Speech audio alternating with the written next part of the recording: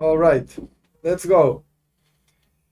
So today we have I think, interesting class with different opinions and different ideas. The truth is, I'm not an authority to say this is the right way of doing things. This is the wrong way of doing things. My mission in this case is to present different ideas, different possibilities, and I believe each case has to be dealt with independently. That means a person should have a person, I mean Jew or not Jewish, actually it's the same thing. A person should have a guide, and through this guidance, go through with this guidance. Sometimes you're gonna like whatever you get as guidance. Sometimes you're not gonna like it, but has to be like consistent. Of course, just like any doctor, you can say, okay, I don't like this doctor anymore. I want to go to a different doctor. Or sometimes you get different. You want different opinions. If in the things of the body you need different opinions to see, do you actually make a surgery? Don't make a surgery. In the things of the soul, of course, there are many opinions, and sometimes you want to hear different opinions. But once you hear these different opinions, it's important to have a guidance and to say, look, I heard this, and that. This rabbi told me this rabbi told me that, this rabbi said this, based on this, and that. What should I do? And according to the level where the person is holding in his connection to God, in his connection to the precepts, mitzvahs, etc., according to that, hopefully, with a lot of in Aramaic, Hebrew, we say sayata dishmaya, with the help of God, with the help of the heaven. So you're gonna get the right guidance, the one that is sent actually for you specifically. That's why it's difficult, many times difficult, to give a class on this particular subject, because people think that whatever you say applies to every case, in every situation, and all the case, and it's tough. It's really tough. And what makes it more difficult, really, this is the main place where the difficulty is. There's not much written about the issue.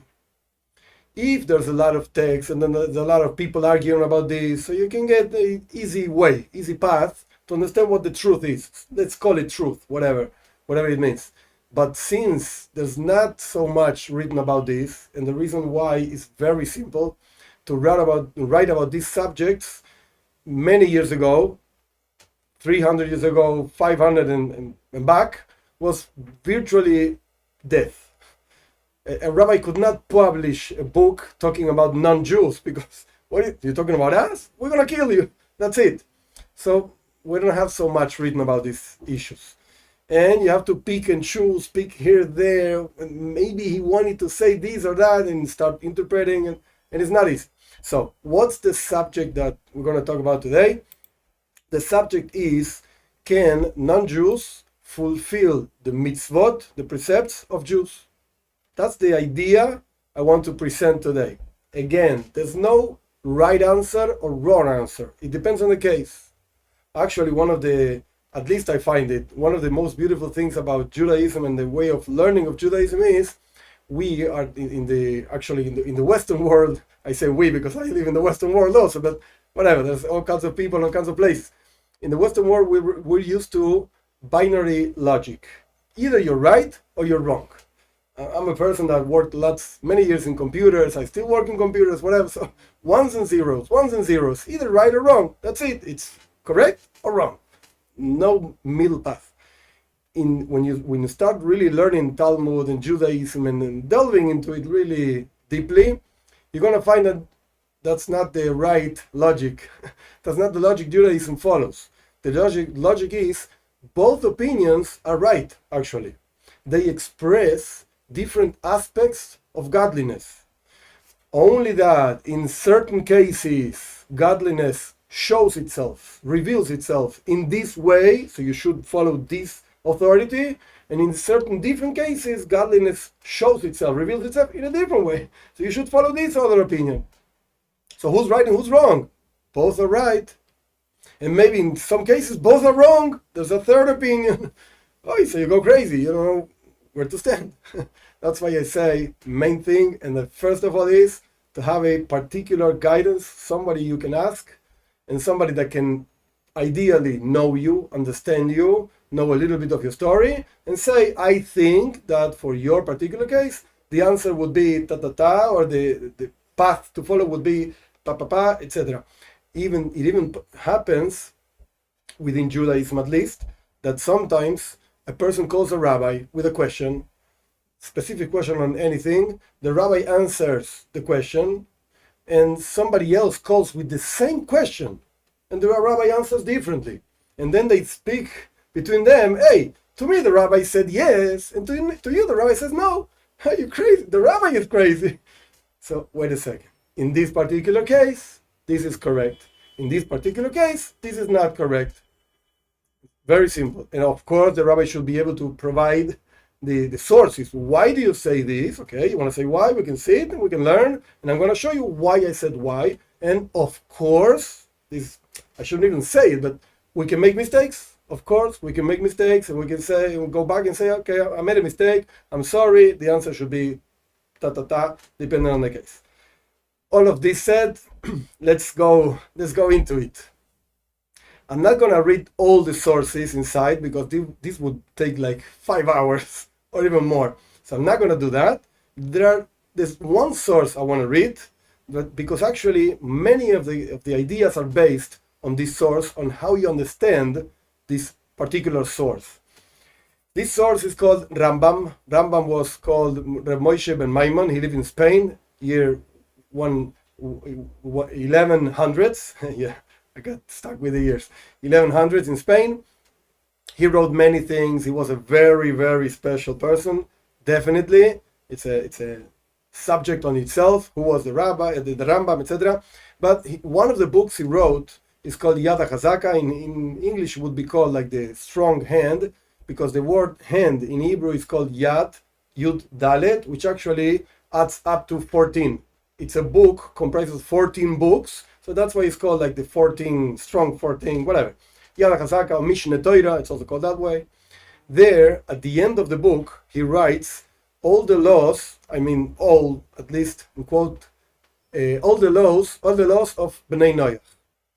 It's the only one that actually writes all the laws of all Judaism at all, from the beginning to the end, so to speak, which includes, of course, the Bnei Noach.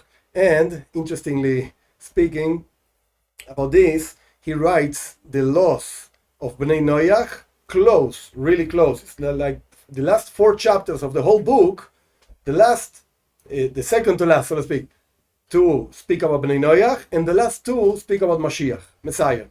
So it's really connected one thing to the other, because once the whole world, everybody, Jews and non-Jews, understand and live in Mashiach, Messiah, so that's going to actually bring him and reveal God in the earth, etc. So it's actually interesting. The Rambam was very special mind. Even the order in which he wrote things that has teachings. So here we have a very specific thing in the order. First Bnei Noach, then Mashiach. So what we're doing is actually bringing close the Mashiach.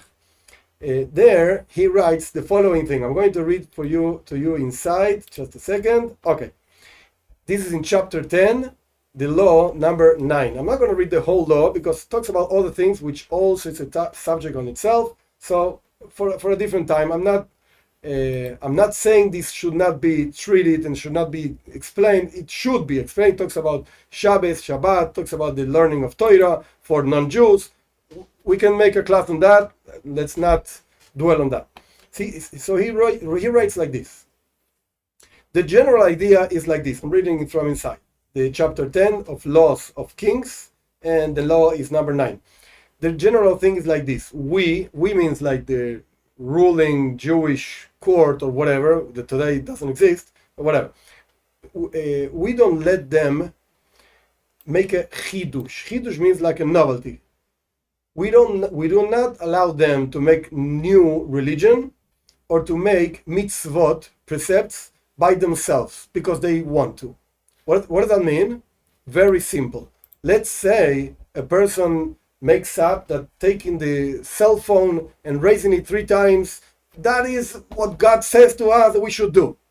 And everybody starts raising the phone and 3 times in the day, 3 times in the morning, 3 times in the afternoon. Where do you get that from? I don't know. It's nice. It's a cell phone. And we don't allow this. You want to call this your religion or whatever religion? Fine. Don't say this is what Judaism teaches. It's not. It's not written anywhere. Again, there are many religions around.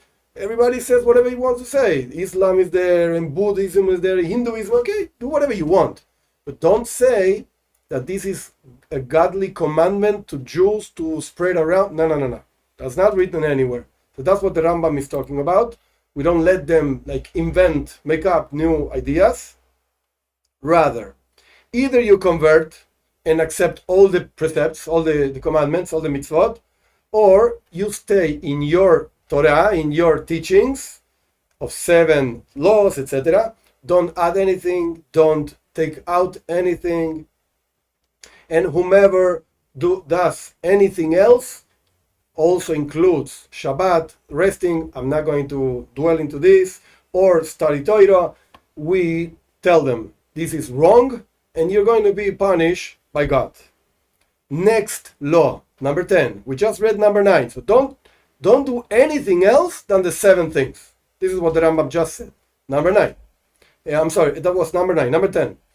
Bnei Noach, non-Jew, who wants to do a mitzvah, a precept, of the rest of the mitzvot of the Torah. That means that doesn't include Shabbos, to rest on the 7th day, and does not include learning Torah, which actually we're learning Torah. But don't worry, we're doing something right. So a non-Jew that wants to do something else, something more than what the 7 precepts, etc., 7 commandments, because he wants to receive reward. This is the exact text that the Rambam writes. He wants to receive reward. It doesn't say which kind of reward. We do not prevent him of doing it properly. That means you want to do it, you have to do it right. What does that mean, right? Just like the laws of the Jews, you have to do it properly. And if he wants to bring, he or she, it's exactly the same thing. If he wants to bring a sacrifice to the temple, we don't have the temple today, we receive the sacrifice. If he wants to give tzedakah, he wants to help somebody else with money, we receive it. And I think we give it to the poor of the Jews. This is basically the main thing. The text continues, but we're not losing anything if I don't explain it. You can find it actually in English, in any language. It's readily available. So this is what the Rambam said. We just said you should not do anything else than the 7 things. And then immediately afterwards we say, if you want to do something else, okay, go do it. Do it properly, but go do it. No problem. So what are we saying? Should I do more or should I not do more? What's the conclusion of this? So the idea is very simple. Before explaining this, one comment on the Rambam. I want to this is the last source we're going to read. One comment. This comment. What did I do? This comment is from the Radvaz. The Radvaz was called David ben Zimri. Where did I put it? Okay, I don't find it here right now. But whatever, I'm going to tell you outside. The Radvaz was called David ben Zimri. He lived in Egypt, years 1500s. He was the teacher of the Arizal. Arizal was a great Kabbalist. So we're talking about the teacher of him, a great guy. Very, very impressive mind. So the Radvaz writes, what is this thing of doing precepts because he wants to receive reward? We know that there's such a thing as God commanding you to do something and you do it, or God not commanding you to do something and you do it anyway. You do it anyway because you want to do it, you want to do more than what you're supposed to be doing. These two ideas, Jews have 613 commandments. That's okay. You have to do many things. You have to not do many things. And non-Jews have only 7 things. So the question is, I want to do more than what I'm commanded to do. What you're commanded to do, you have to do it. Whether you like it or not, we believe on God, etc., etc. But I want to do more things. Can I do it or not? So the Radvaz writes clearly, even though I don't have the text with me right now, the Radvaz writes, if a non-Jew wants to do other mitzvot, he can do it. No, she can do it. He can do the thing. He can do it. No problem. As long as he does not do it because God commanded that he should do it. Because that's not true. God did not say you should do this. It's not written. You should do 7 things. You want to do more? You can do it. As long as you're clear in your mind that you're not commanded to do it. Then the Radbaz comments on this idea of receiving reward. What kind of reward do you receive? God only gives reward if he commands you to do something and you do it. So he gives you reward. But if you're not supposed to do something and you do it, why should I give you reward? I didn't ask you to do it. So the Radbaz writes, the reward is a lower level of reward, whatever that means. Nobody knows how to explain this, forget it. But it's a lower level of reward. Actually, this is not only in the Radbaz, this is also in the Zohar. It says, the Zohar is a book of Kabbalah. In the Zohar in Ruth, it says that there's a Gan Eden, a paradise, whatever, reward for Jews, and there's a different Gan Eden paradise for non-Jews. What's the difference? Nobody knows. It's not written anywhere. Forget it. You're not going to find it. You can look, but you're not going to find it. Nobody knows the difference. But whatever, this is the reward, whatever the reward is. So it's a lower level of reward.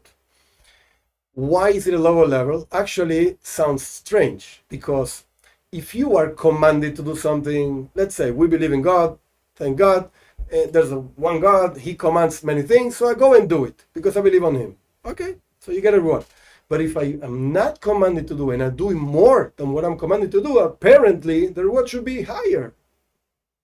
You're not supposed to be doing it, you're not obligated to do it, and you do it anyway. Great. What? Should be higher even if you're commanded to do it. So why is it a lower level of reward? To understand this, we need to know what a mitzvah, what a commandment means.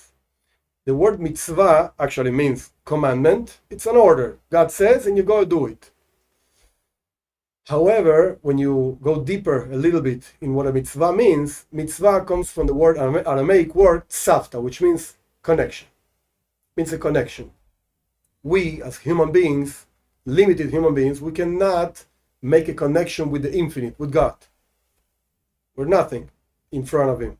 He can make a connection with us, telling us, go do this for me, or don't do that because I say. So what's a mitzvah? A mitzvah is actually a connection. And that connection comes from him to us. It's like a one direction thing, from up, down. Given so, since this is so, if he commands you to do something and you do it, so you get the reward of the connection. The connection is the reward. But if he did not command to do, and you do it anyway, who told you have a connection? Okay, you did something that is, let's call it nice in the eyes of God, whatever the case is. But you don't have the connection. So that's why the reward is lower. Should I say you have no connection at all? Okay, I'm not going to say that. But do you have the same level of or kind of connection that you would have if you were commanded to do it? No. That's for sure you don't have it. This is what the Radbaz writes. Commenting on what the Rambam says, you can receive a reward. You want to do this because you want to receive a reward. So the Radbaz says, okay, but the reward is not the same as the reward for a Jew. It would be the same. Actually, this is what he writes. It's interesting. In Judaism, there are many commandments that men have to do and women are exempt. They don't have to do them. The reward that a woman receives when she makes a commandment that men should be doing is the same reward that a non-Jew receives when he makes a commandment that a Jew should be doing. It's the same level. It's the same idea. We're not saying here, Jews and not Jews. No. We're talking about an idea of commandment as connection. Since the Jewish woman is not obligated, let's say, to put on tefillin. Tefillin means phylacteries you put in the head, in the arm. Jewish women don't do it. Don't do it. There was only one that is recorded actually in the Talmud that she did it. Every day. She was Michal Bas Shaul. She was the wife of David HaMelech, one of the wives of David HaMelech. And nobody said anything to her because she was a very strong woman. So shut up. Let her do whatever she wants. Don't say anything. But it's one case. Like, which woman today could say, I'm like Michal, the daughter of Shaul? Nobody does. Believe me. No women do this. So if she does it, let's suppose, whatever, she got crazy, she does it, what kind of reward does she receive? She was not commanded, and she does it anywhere. It's a lower level of reward. Okay. So now we understand the Rambam, we understand the Radvas. Okay. These are like primary sources. So let's go one step further. Many rabbis want to say that what the Rambam writes and what the Radvas explain, it's not really literal.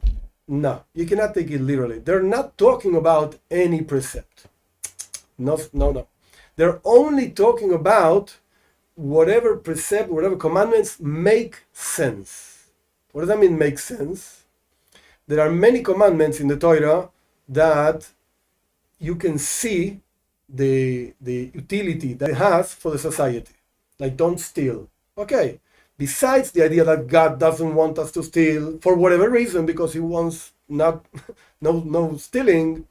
Besides that idea, there's the idea of, okay, we see actually this is a good thing. I don't steal you, you don't steal me, so we can live in peace and everybody's happy. I have my things, you have your things, we can share, whatever. I don't steal, you don't steal. Okay? We can live peacefully. And this is the main idea of the 7 commandments for Bnei Noach, etc., to have a moral world, ethic world, peaceful world. That's good. That's fine. There are many commandments like that. Like, for instance, tzedakah, charity. It's not written that Bnei Noach should do charity. It's not written, no. But if a person wants to help somebody else, of course, makes perfect sense. I have money, you don't have money, I'm going to help you. Why not? Everybody's going to be happy. And God blesses me because I gave you, so everybody's happy. Everything works. Even though it's not directly commanded, but he can do it. Makes sense. So there's an opinion. This opinion is recorded, actually his opinion, is recorded in the book Sheva Mitzvot Hashem, the 7 commandments, the Divine Code. In English it's called the Divine Code, by Rabbi Moshe Weiner, which is an amazing book. It has lots of notes in the Hebrew. I don't know the English part, but the Hebrew part is amazing book. And he writes exactly this opinion. Bnei Noach should not do any other commandment rather than the 7 commandments or anything that makes sense.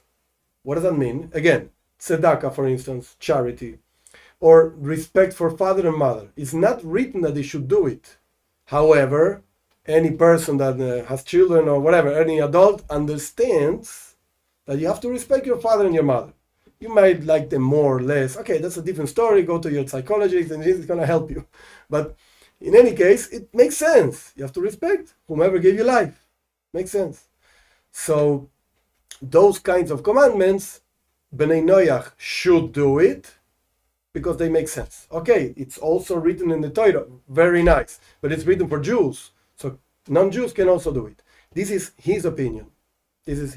So where do we see a difference? In precepts, commandments that don't make any sense. For instance, kashrut. Kashrut means the laws of eating. There's only one source, one place in the Midrash, whatever. I'm not going to extract all the details. Whomever understands, fine. Whomever doesn't understand, it's okay. Don't worry. In the Midrash, it's written that God will give reward to those non-Jews that did not eat pork. That's what is written. Whatever. So that means that all non-Jews should not eat pork? No. Is it forbidden to eat pork for non-Jews? No, it's not forbidden. Not at all. Go enjoy yourself. Whatever. Now, again, there's one source that says, okay, you want the reward, so don't eat the pork. That it doesn't make it a commandment not to eat pork. Why? Because actually, all the laws of food for Jews do not make any sense. Zero. It's because God said, this animal I like it, this animal I don't like it. Doesn't make any sense. Afterwards, our sages try to find ideas. And for instance, the Ramban, Nachmanides, lived 100 years after the Rambam, also in Spain. The Ramban writes something interesting, that there are animals, those animals that the Torah prohibits, that have bad qualities inside. Cruelty, And for instance, he writes about the pork. Actually, the Midrash writes the pork. There are two signs whether animals could be kosher or not. Earth animals. This is something everybody knows. It's written in the Torah. Has to be. I don't know the word in English. Forget it. Have many stomachs. I don't know how to say this in English. Has many. Yeah, 4 stomachs exactly. And has to have a split hoof. This one I know in English. But many stomachs I don't know how to say it in English. So has to have those two signs. Pork has only one stomach, like a regular human being, one stomach, but split hoofs. So the idea that our sage is right about the pork, he shows himself like a kosher animal. Look, I have split hoofs. I'm nice. But on the inside, it's not kosher. It's not good. But you don't see it. You have to open it to see it, whatever. You don't see it. So it expresses it, the idea. And I'm not talking bad about the pork. Poor pork is it's okay. God created the pork, and whatever it does, it's okay. However, what it symbolizes, what it expresses is a person that is hypocrite. How do you say? He shows himself in one way, but it's actually in a different way. It's not good. Inside is not good. Outside everything looks nice, but inside is not good. So this is something after the Torah says don't eat the pork because of no reason, because we do not know the reason.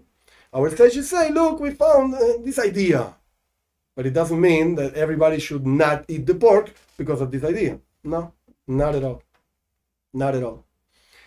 So, again, the difference would be in those commandments that do not make sense. If you ask Rabbi Weiner, he's going to tell you, don't do them. No, you cannot. If you ask the Rambam and the Radvas in this other way of understanding it, and it's not me that understands it this way, there are other sources. I didn't quote them. Chassam Sofer, the Mishnah Berurah, whatever. There are other sources that understand this combination of Rambam and Radvas, just as I explained. You can effectively do those precepts. If you ask them, you're going to say yes. Go do it. You have to do it properly. Go ask a rabbi how to do it. You can do it. There are a few exceptions that even the Radvas, when he writes his commentary on the Rambam, says this. He says, "Leave it megam. My heart makes noise. I don't like this idea." This is what he writes: that a non-Jew should put on tefillin. He says, no way. I don't like this idea. A non-Jew should have or write a Sefer Torah, a book of the Torah. He says, no. Or should have mezuzah in the door. And he says, no, I don't like this idea. Those 3, I don't like it. This is what he writes. Interesting. He doesn't say, no, don't do it. He says, I don't like it. I don't like the idea. My heart, like in Yiddish, say mekishkes, like intestines, like remove and move. I don't like this idea. This is what he writes. Interesting. But the rest, yeah, why not? Yeah, why not?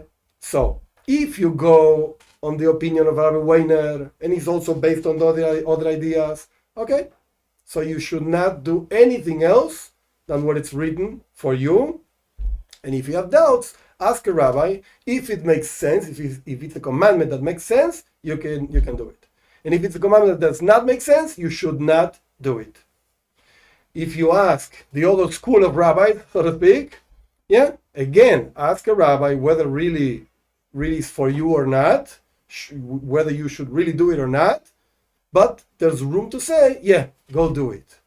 And not only go do it, you're going to receive reward by doing it, which is stronger, because I can say, whatever, you can do whatever you want. It doesn't make any sense. And God laughs at you and says, what is this guy doing? So, no, you're going to receive a reward. This is what the Rambam writes. This is what the Radvaz actually agrees with the Rambam. The Radvaz agrees with him.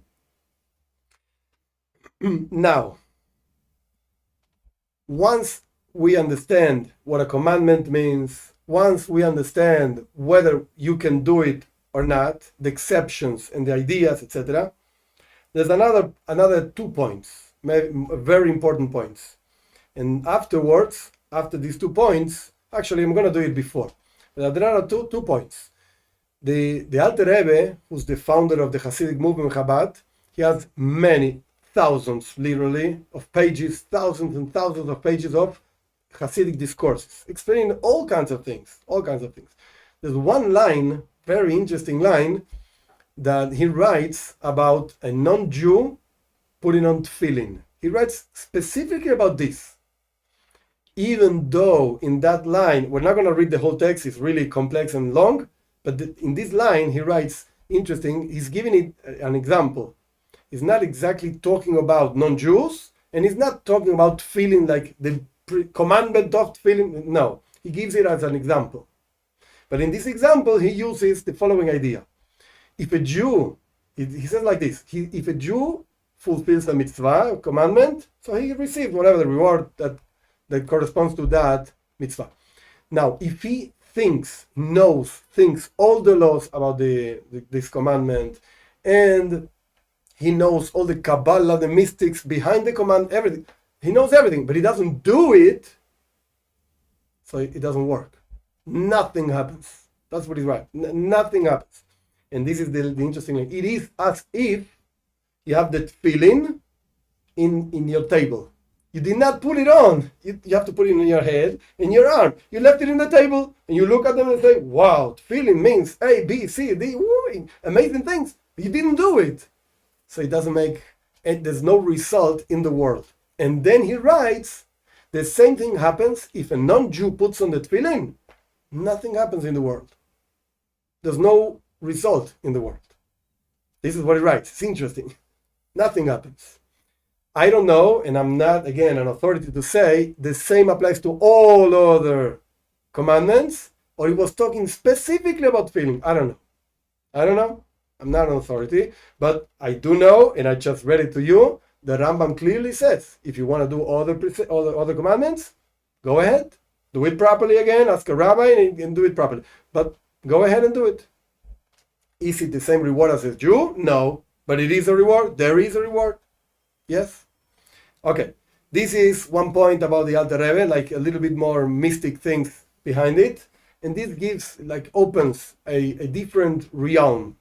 There's another Hasidic discourse that I shared it actually with Rabbi Weiner. I shared the discourse, and he said to me, through a different person, Michael, he said to me, look, I don't think this is something you should actually share with everybody. But to me, like the Radvaz writes, my intestines are moving, why not? If we have a great sage that wrote this, and it is available, why not? Why not sharing it? Who wrote this? This is something that wrote the Rebbe Maharash. Rebbe Maharash is the fourth Hasidic Rebbe of Chabad. Shmuel, that was his name. He lived in Lubavitch, a small town, very small place there in the south of Russia. And he writes in one discourse that actually afterwards is taken by one of his sons, that was the fifth Rebbe of Chabad, Rebbe Rashab. And he actually mentions this also, that when the first man, Adam Arishon, that of course is the father of everybody, we're all his children, when Adam Arishon when the first man was kicked out of the paradise, the reason why he was kicked out of the paradise is because God wanted the whole world to be refined. If he stayed specifically, I'm not going to enter in the argument, I'm sorry that I interrupt, but I'm not going to enter in the argument, did he do right, wrong, he ate. Okay, let's leave that for a different time. But the reality, the thing is, the story is, he was kicked out. Okay, if he would have stayed in the paradise, the whole world wouldn't have been a refined place. The whole world would have been a terrible place. And God didn't want this. So he was kicked out. This is part of the plan. Interesting. He was kicked out, and by doing this, God gave him a mission, to him and to all his children, and I include non-Jews on all his children. God gave him a mission. The mission is to refine the world. How do you refine the world? Okay, there are two answers. Answer number one, by doing commandments. When you do, for instance, we're talking about tefillin. So you take that tefillin, actually, what are they made of? They're made of cow, the leather of the cow, and the ink, and all kinds of materials. When you actually fulfill a commandment with those materials, you elevate. This is called in Hebrew birurim, refinements. For whomever knows, this is what it's called, birurim. Avodas birurim, the work of refinement of the whole world. How do you refine the world? By doing commandments with the world. Now, where is the rest, so to speak, actually the majority of all the children of Adam, of the first man? Jews are a very, very small minority. How do you expect them to refine the whole world?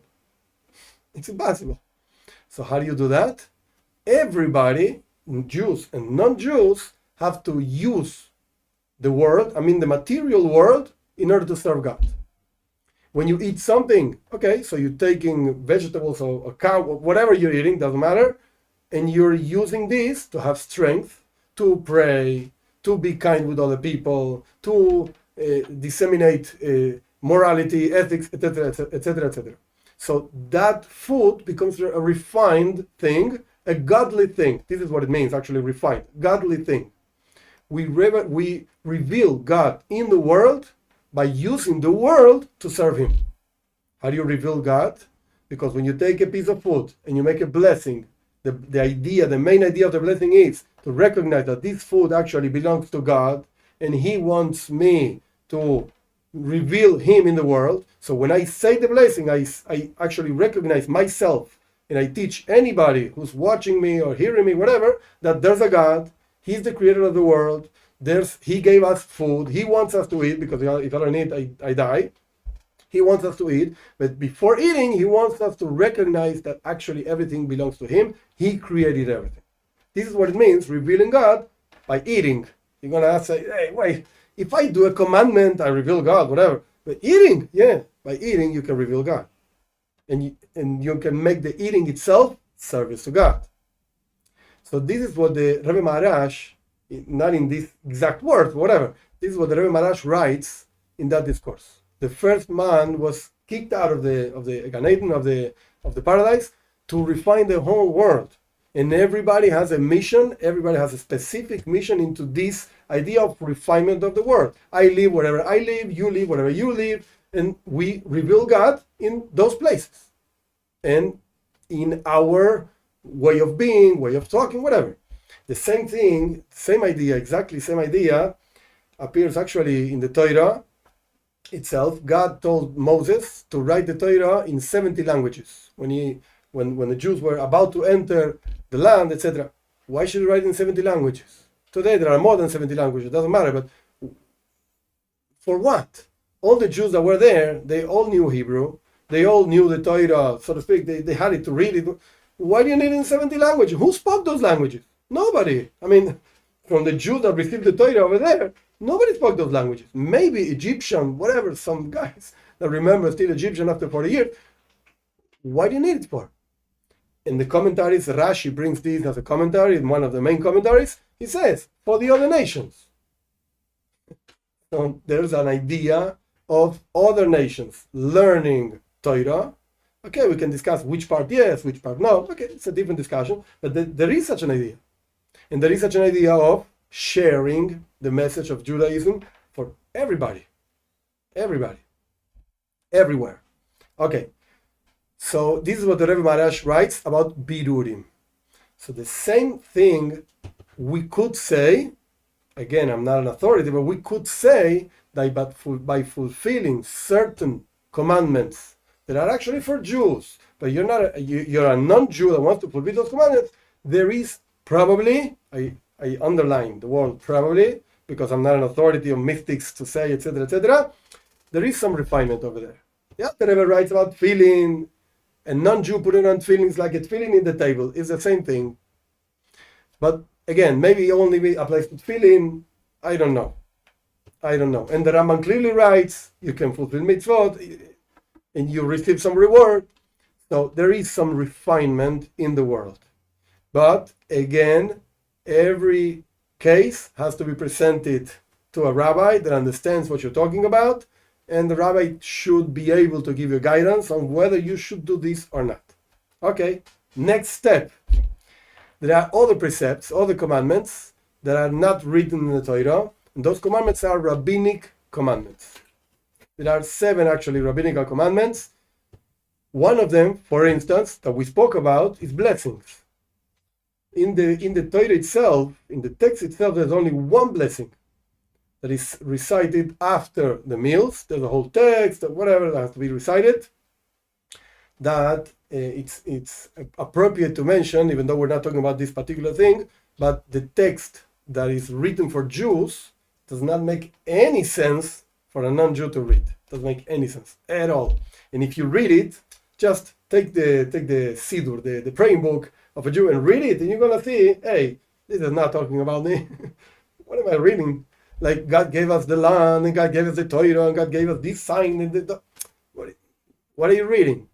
Sounds very nice, grace after meals, but the text itself doesn't make any sense. So there are texts for non-Jews.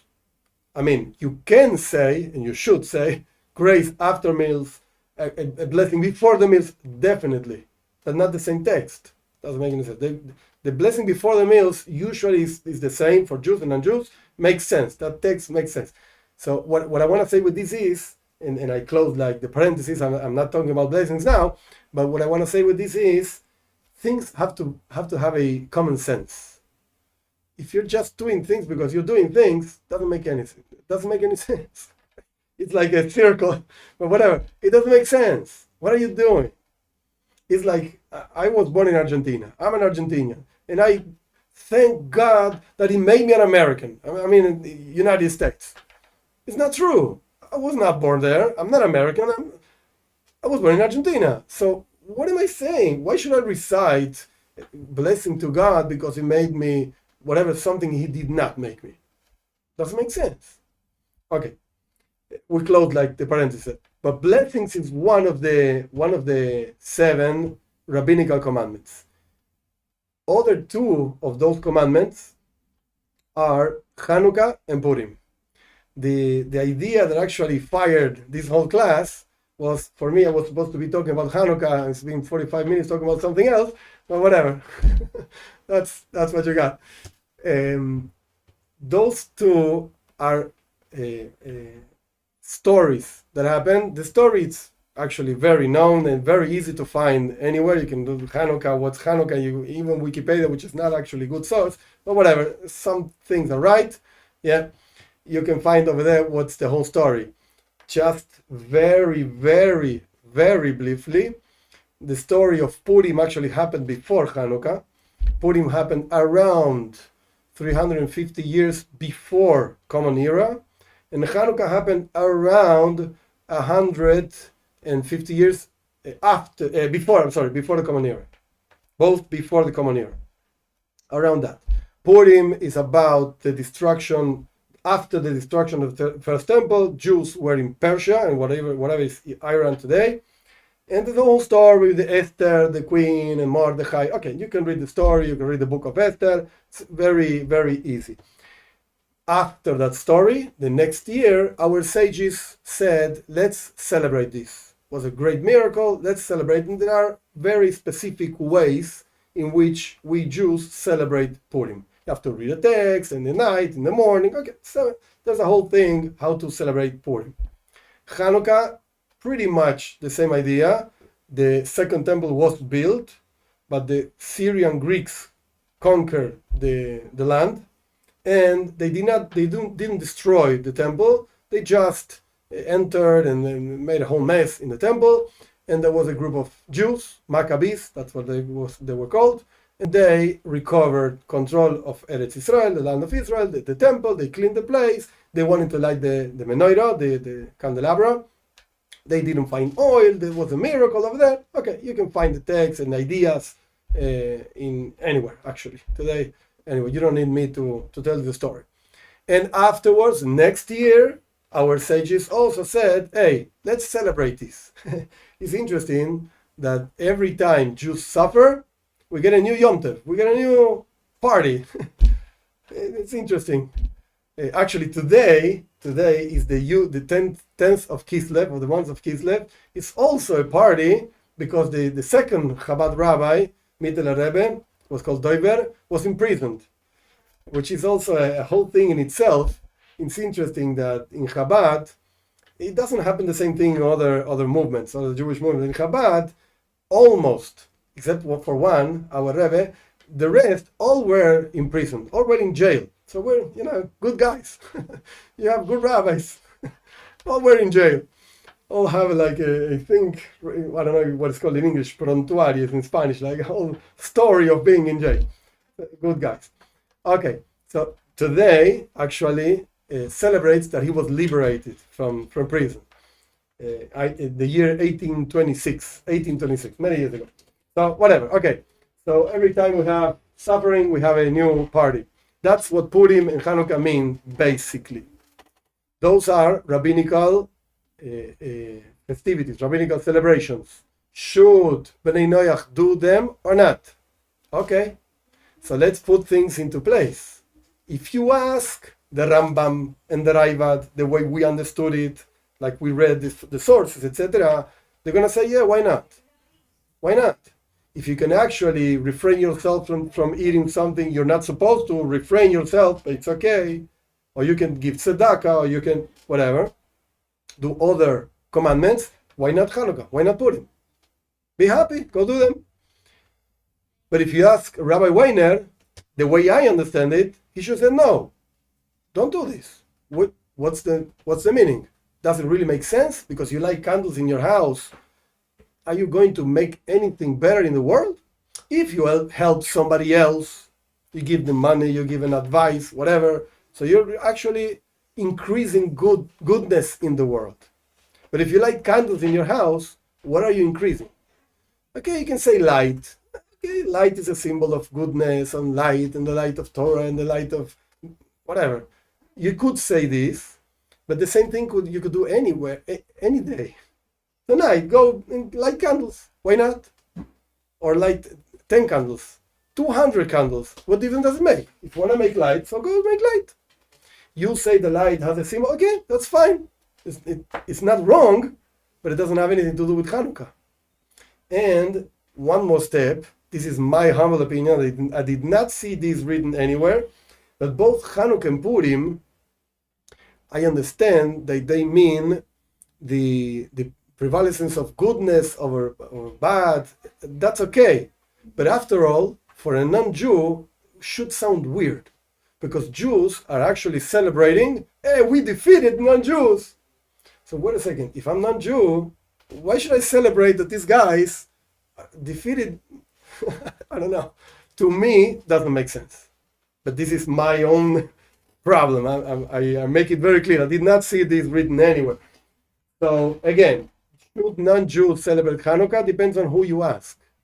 And depends on what are you actually understanding when you do this.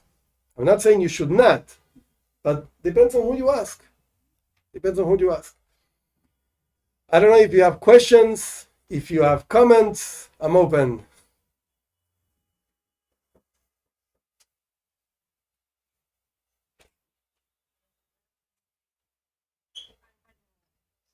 Yes.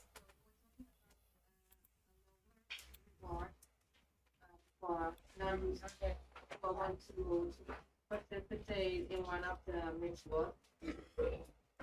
As I understand it, was also because of when it is commanded, when the Mitzvot is commanded, it's more difficult to do the Mitzvot because of the evil inclination people have. So they will have to be more strong to do the Mitzvah.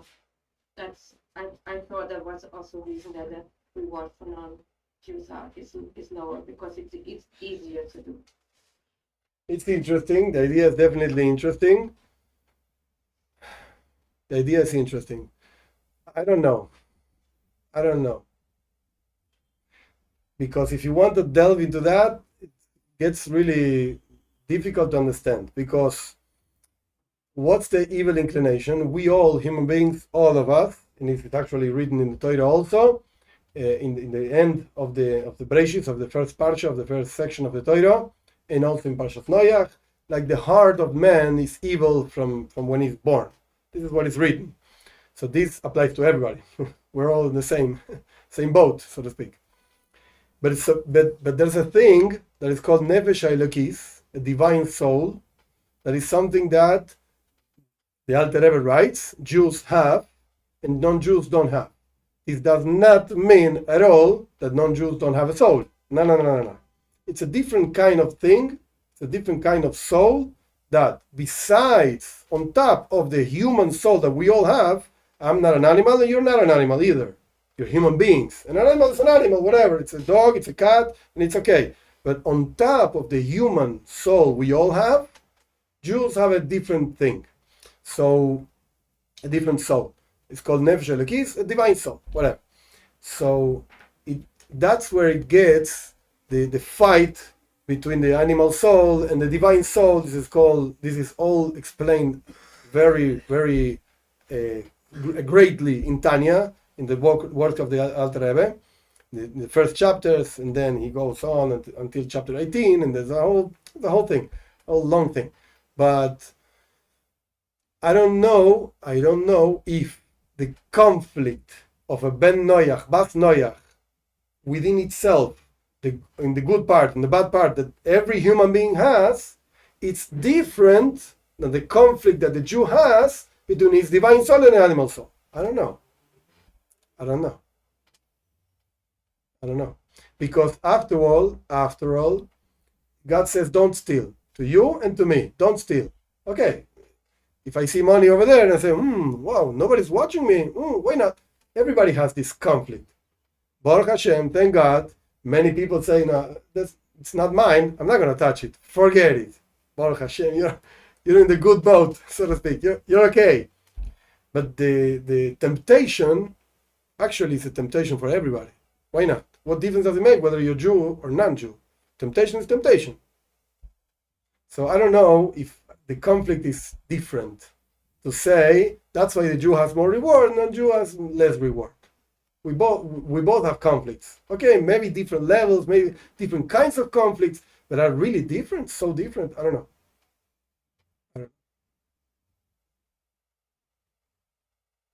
But there is also the idea that when Noahites perform the seven mitzvot, you can do it by logic, and you can do it because Hashem told you so, because of he told the people to do that by Moses at Mount Sinai. That's more. Then it's more like a commandment, and then the reward is on a higher level than when you just do it because it's logic. Because then it's not something you really have to do. It's not really in commandments, so to speak. Yeah, there's a text of the Rambam on this point precisely. The Rambam writes that in that chapter number 10 of the Laws of Kings, the Rambam writes at the end, I think it's on the end. Okay, I don't remember if it's at the end or the beginning, it doesn't matter. The Rambam writes over there that a non-Jew that fulfills his 7 commandments, because God told Moses in Mount Sinai to tell the Jews to spread out the word, whatever, so that has a chelik le'lamabo, has a portion in the world to come. This is what the Rambam writes. But if he does it because his mind is a clear mind and a good mind, and says, I'm not going to steal. Why? Because my parents didn't teach me this. I'm a good guy. I'm not stealing. Forget it. So there are 2 versions of what the Rambam wrote about this. It's not clear. And there's a whole long explanation by the Rebbe of the 2 versions of the Rambam. It's an interesting study in itself.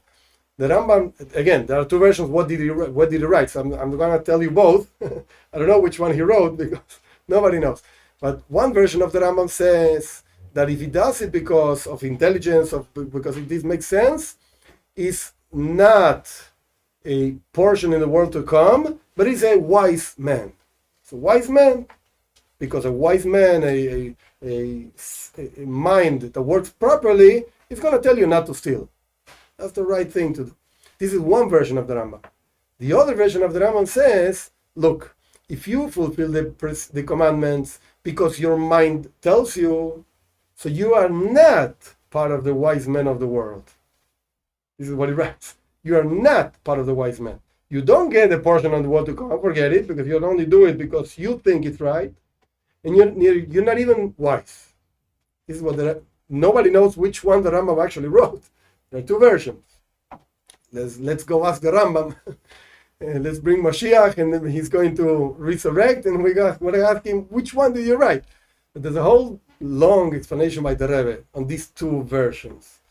So, again, the level of reward that a person gets when he does it, this definitely, when he does it because his mind tells you to do it, not because God told Moses, etc., definitely lower, very lower than the reward that he gets because when he does it because God told Moses, etc., etc. Definitely. Yeah. My question is, Yeah. what does it mean when we say a Jew has a divine soul? What does that mean? And also, if that Jew being born with a divine soul, after you have explained that Jew grew up to become an atheist or secular, and all these things, how does that affect that status, that person's soul? Could you explain? Very, very interesting questions. Okay, point number one, the Alter Rebbe, which is the source, so to speak, of that idea. It's in the Zohar also, but the Alter Rebbe expresses it like very clearly of the idea of divine soul. He uses a verse of Job, I think it's called in English, one of the last books of the Bible, whatever. He writes, Chelek Eloka mimal, is a portion of God above. And the Alter Rebbe writes, mamish, literally a portion of God above. What does it mean, a portion of God? Don't ask me. I don't know. But this is what he writes. And this is the definition of the divine soul. Why do we say literally? Because it expresses in the physical world. It has a expression, has an effect in the physical world. That's, again, on top of what is called actually in the text of the Torah at the beginning, the first parsha, when God creates man, it says Tselem Elokim Asayat Adam, with the image of God, whatever that means. God made man, women. Again, it's the same. So there's the image of God, and there's the divine soul. What is the divine soul? There's no, believe me, I didn't learn everything. I know that, but there's not one place that actually defines this in the Hasidic writings, because it's impossible to define it.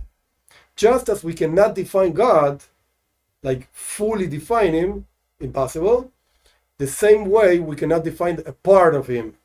And if we're going to call the divine soul a part of God, forget it. You're not going to be able to define it. You can define its effects. You can define how it actually expresses itself in the body, in the world. But what it is, impossible. Impossible to define. This is not the same. This is an example which is not perfect. I agree, it's not perfect. It's just an idea. Like ancient science, magnetism, they didn't know what it was.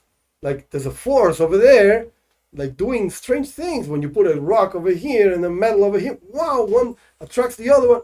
So we cannot define what it is. Afterwards, science explained how it works and what it is, and which materials actually have it, which materials don't have it. Okay, but at the beginning was something undefinable, something impossible to define. Why is it not a perfect example? Because the soul, after all, is again a portion of God. God is undefinable, so the soul is also undefinable. Now, regarding the second question, a very interesting question. Judaism is a one-way ticket. What does that mean? When a Jew is born Jew, is always going to remain a Jew. And when a non-Jew converts, always going to remain a Jew. There's no way back. There's no way out, and there's no way back. It doesn't matter what you do or you don't do. You're always a Jew. Never going to change. Never going to change. Because that's a condition that we, as human beings, don't impose. We get from God. And just as God doesn't change, our condition doesn't change. Never. It's impossible. So it doesn't really matter what the person thinks, how the person acts. It doesn't matter. It doesn't matter. And the same thing is interesting. I said it, but to make it clear, the point, same thing does not happen to non-Jews. Because maybe you were born as a non-Jew, but if you convert, you become a Jew. And then you're not, no way back. Okay. But you can change the condition of non-Jew. I'm not saying everybody has to convert. No. This is not the message. I'm not saying this. It is possible. Yeah, of course. Talk to a rabbi. He's going to tell you how to do it, when to do it, etc., etc. Okay, that's a different subject. But non-Jews can change their condition, definitely, and become Jews. Yeah. So, Rabbi, so it goes to mean that a non-Jew who converts will have a divine soul. Yes. Is that right? Yes, definitely. So it is really I'm trying to say if it is a spiritual condition or a gift. Because that divine soul must, I believe it is something like a spark that is ready to increase in its intensity, or something that is dormant in a Jew who is not obedient to Torah, who is ignorant to Torah, but that spark still remains, that life is there, that fire is there, ready to be ignited by becoming close to Hashem, by even the observance of one command. I'm laughing while you talk, because what you're saying, I really wish that many Jews, now I'm talking about Jews, not non-Jews, I wish many Jews would listen to you and would appreciate what you're saying. What you're saying is, hey, the condition of being Jew is a gift that God gave you. I wish, again, I repeat this, that many Jews would actually understand this. You got it. You understood it. I wish other people got it. Now, let's go back. Your question is still a good question. Hey, okay, you changed on my screen. Let's go back. I'm sorry that I got excited because you put the right words in the right place, No. It is a gift. It is a gift. But there are two parts to this. Two parts to this. One part is the gift that, it's a whole thing in the Talmud also. You have to deserve a gift, actually, because the person that gives you a gift doesn't give a gift to anybody. He gives you a gift because he likes you. That's why he gives you a gift. So there's some kind of, I deserve it on a gift also. But let's say, not to complicate things, let's say a gift comes from above. You don't deserve it, you got a gift. Oh, there you go. You got a gift. This is one part of the idea of conversion. But the other part of the idea of conversion is, after all, this non-Jew decided to convert. Because he could have sat home and watched TV and whatever. The world continues functioning. I don't need to be Jewish. So there's an intellectual idea that the person said, based on this, and that, and based on, I want to convert, and I'm going to convert. And I'm going to call the rabbi, and I'm going to go forth, and whatever time it takes, whatever the process is, doesn't matter. I'm going to do it. You took the decision. Nobody forced you to convert. There's no such a thing in Judaism. There's no such a thing. Okay, so there are two things. It's either, if it's a gift, it's something that came from above, like forced upon you. I got this. I was born a Jew, so I didn't take any decision. On the other hand, I make the decision, I'm going to convert. So how do you put these two things together? Okay, there's a very interesting text when our sages write, it's called the Mishnah, the Talmud, whatever, all our texts, when they talk about conversion, they say the expression, I'm going to say it in Hebrew, and then I'm going to have to translate, Gershon is Gayer. Gershon is Gayer, it's a very weird expression, because the translation would be a convert that converts. What do you mean Gershon is Gayer? If he's a convert, he's not converting. He's already converted. And so, what are you saying? You should say a non-Jew that converts. Okay, fine, non-Jew that converts. The idea would be ba ba ba. Okay, whatever the case is. What does that mean? A Gershonist guy, a convert that converts. What is that? So there's a text, Chido, it's called Chaim Yosef David Azulai, years 1700s, end of 1700s. He writes a very interesting explanation. He says like this: look, when a non-Jew, any non-Jew, converts, the truth is he already had the soul. He already had the gift. The way you call it with your words, and I love your words. You already have the gift. Now, you have to actually show it, like bring it forth, because for whatever reason you were born non-Jew, I don't know, only God knows. So now you have to make a process, whatever the process is, call a rabbi and it's going to tell you. And you have to reveal that you actually have this soul, but you had it inside. Now, once I said this, I have to say something that's very important, very important. I'm a very simple person. I'm no Kabbalist or anything, whatever. Very simple person. But there are many guys around that play with this. And in a wrong way. Play with this. And they end up extracting money by playing with this. Because you have a soul and this and that. And you already have it. And I see you by watching at your face. And the background where you're sitting, I see that you actually have the soul inside. And come to my classes and I'm going to help you. Oh, and your class, yeah, you have to give me this money. Oh, okay, because you have the soul already, I'm going to help you. Wait a second. Nobody, not even a guy who learns the whole day sitting in Yerushalayim can tell you what is your soul. There's no such thing today. The Arizal in the 1500s in Sfas, okay, the Arizal knew. Just one guy in the whole story. Rabbi Shimon ben Yochai, also the Zohar says about him, okay, two guys in the whole story of the mankind, two guys. Nobody can sell you actually. I wanted to say tell you, but actually sell you this. Nobody should sell you this. No, don't buy. Never knows. Nobody knows. The only thing we know is, okay, tell me who your mother is, whatever the case is. And let's see, is she Jewish? Was she Jewish? Yes, no. Do you have papers? So you're Jewish. You don't have papers? I'm so sorry, you are not Jewish. You want to convert? Fine, I'm going to help you. But papers are papers. I mean, the reality is real. No soul talking here, no mystic things. And no. Don't come to me with this. No. Thank you for your question, because you got me. Yeah. So,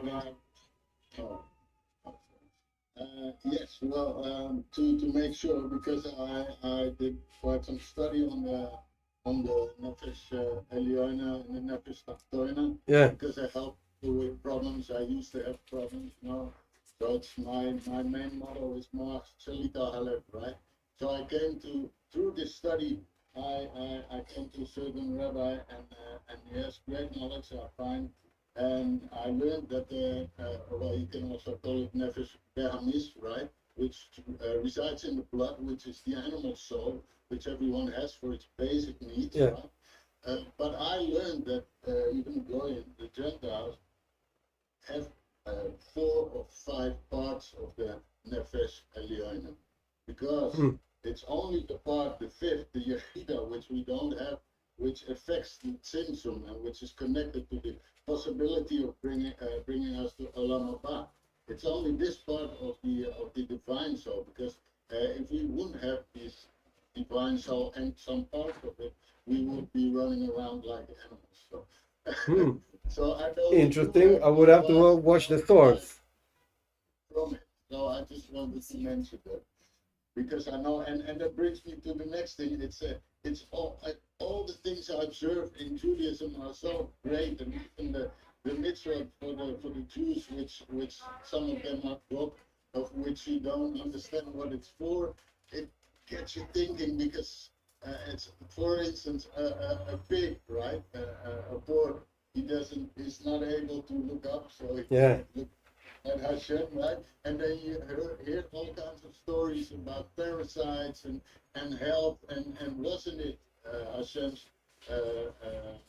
intention to keep the Jews alive forever, right? And during all time, many people will fall, many nations will fall, but these Jews, they need to stay alive. So, so my point is, many of these mitzvot must have some also have like health reasons, like the washing of the hands, Yeah. which I always do with the prayer. Only I change the prayer. I say you commanded the Jews, which I You made your own blessing. I offer my prayer, right? To not what you said, to not change it. But my question with the also story, is it possible to help as a non-Jew, to help another Jew to come to do more, to do the Yeah. mitzvah, to help Jews, right? By motivating, by showing that what they do is appreciated, by translating, whatever kind of things, So is it possible to be of service to Jews? Sure, to help definitely, yes, them? definitely yes, definitely yes. And regarding the other thing that you said, I invite you to read Shmona Prakim. The introduction of the Rambam, to Pirkei Avos, to his commentary on the Mishnah on Pirkei Avot. It's available in Sefaria. You can find it. It's not an easy text at all, not at all. It talks about many kinds of souls and parts of the souls. It's not a mystic. No, it doesn't talk about Nefesh, Ruach, Neshama, Chaya, Yechida. No. It's a different world, philosophic world, whatever. It talks about that. And I would definitely love to read whatever source you have where it says that the Jews also have Nefesh, Ruach, Neshama, Chaya, but don't have the Yechida. I don't know. I would love to read it. Yeah. So if you have it, you can send it to Angelique and she sends it to me, or whatever case. And we can discuss it, no problem. I didn't see it, but yeah. Okay, very good. All right. I think we're going today. I have to go. So thank you very much. We learned a lot. It was a good shiur. Baruch Hashem. Thank you. Baruch Hashem. Thank you for being there, and God willing, we'll see each other. Bye bye.